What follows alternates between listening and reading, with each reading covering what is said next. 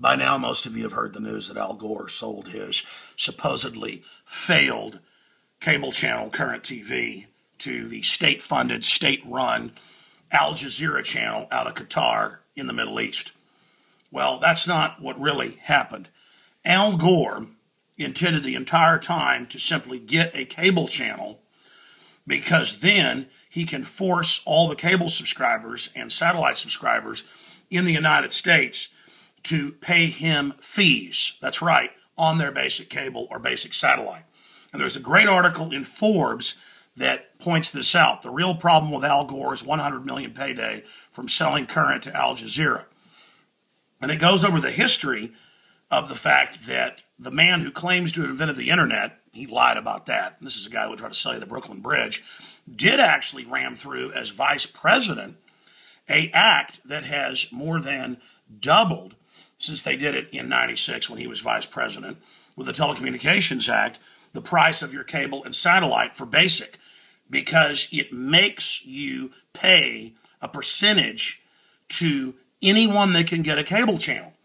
Well, supposedly under the law, you've got to have so many millions of viewers for that channel, proving that it's worth something. Well, it doesn't matter. It turns out Al Gore, because he helped write the law, was able to get around all of that illegally, kind of like Congress says that they're allowed to insider trade when they're really not allowed to. And so everybody's focusing in on the fact that oil money from the Qatar, or Qatar, depending on how you pronounce it, government paid for this, $500 million total, $100 million to him, and Dianne Feinstein's husband as well. Oh, yes, it's good to write the laws, isn't it, or be connected to those that do, and to be exempt from the law in this tyranny. They're all pointing out that it's oil money doing it. They're all pointing out that it's foreign state-run media, which is true and should be illegal, and, oh, by the way, is illegal. But they don't care. It gets forced on because of traitors like Al Gore, now a foreign government. By the way, they've caught other Middle Eastern countries funding CNN, like Bahrain and others. Amber Lyon, the three-time Emmy Award-winning journalist at CNN who quit over it, she discovered and exposed the fact that most of CNN is funded by actual foreign governments. So they kind of pool in for the global state-run media. Just thought you might want to know that. Same thing with MSNBC.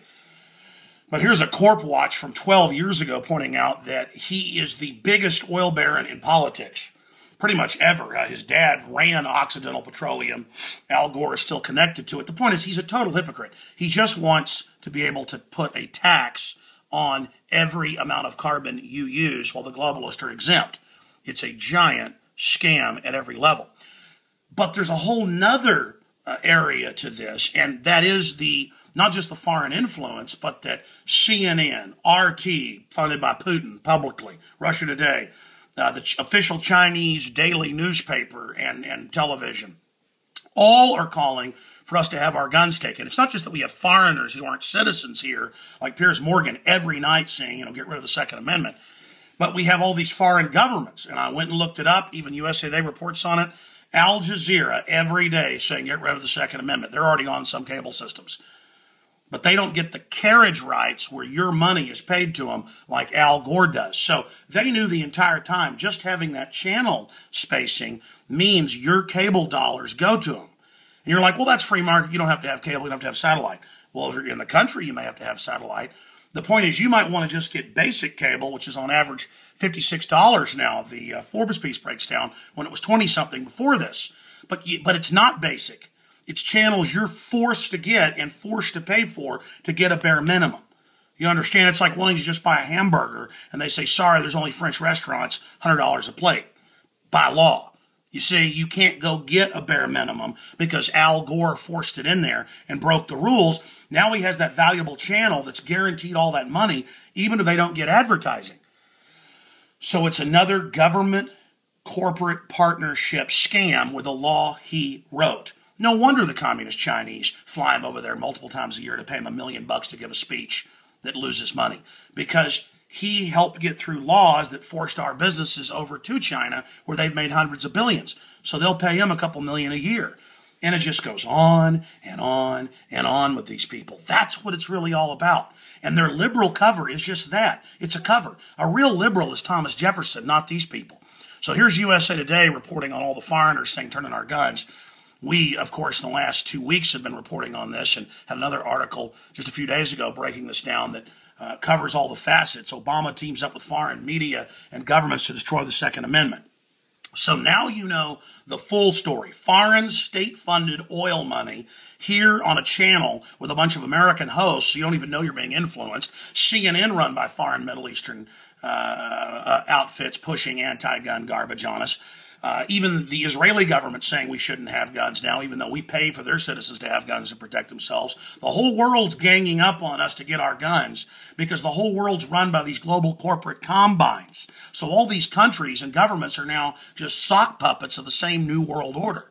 The same system telling us the same thing because it's a mafia. And they've taken over via fraud and crimes and insider deals. And they don't want that takeover, not just what they've already stolen, but their future takeover to ever end. They're imploding Europe. They're imploding America. They're going to implode everything. It's a global gang of corporatists who are outside the law and who socialize things at the grassroots to make you dependent. But at the higher level, it's a corporate fascist model. And this is what the political scientist will not teach you, but this is how the real world works. That's why people like Dianne Feinstein go to Congress with $1 million in her financial statements, and now she's worth over $100 million. I'd said 90-something last week, but the new filings are out. It's way over $100 million. Because they're in there taking the tax money and the different government contracts and giving it to their friends who later then give them payoffs. And there's so many examples of this where they'll go buy a politician's property for 3 times what it's worth as a payoff. Or they'll come buy a TV channel for 2 or 3 times what it's worth. That's what the news is reporting here. And it's just all out in the open. And even when they get caught, they just say, oh, you know what? It's a conspiracy theory. And hope that you're too lazy to go check the facts. So go check the Forbes article. Go check the Corporate Watch article. And it goes over it all, and I'll be covering it on the radio, the Sunday show, 4 to 6 Central, audio streams at Infowars.com, video streams at PrisonPlanet.tv or InfoWarsNews.com. I mean, how long can Al Gore run on with all his scams? I mean, I could tell you I was the inventor of the Internet. He had nothing to do with it. The Internet was set up in the 60s and 70s and 80s. He was involved in one spending bill in the early 90s as a senator before he got elected vice president. You can look it up. I mean, it's just amazing. And he's the first guy to walk on the moon, too. And maybe he was Jesus. Maybe, you know, I mean, he could tell us that. I mean, it's true. And he wants you to pay him money through his global consortium based in London every time a cow has flatulence. Yeah, you'll pay in the cost of beef, saying it's a carbon tax to him. Or every time you start your car, every time you get on a bus or fly on a plane, or every time you turn a light switch on. It's just incredible. You're being conned. Wake up to the facts. We need to arrest all these people. Yes, I will say it. Al Gore is a criminal on record.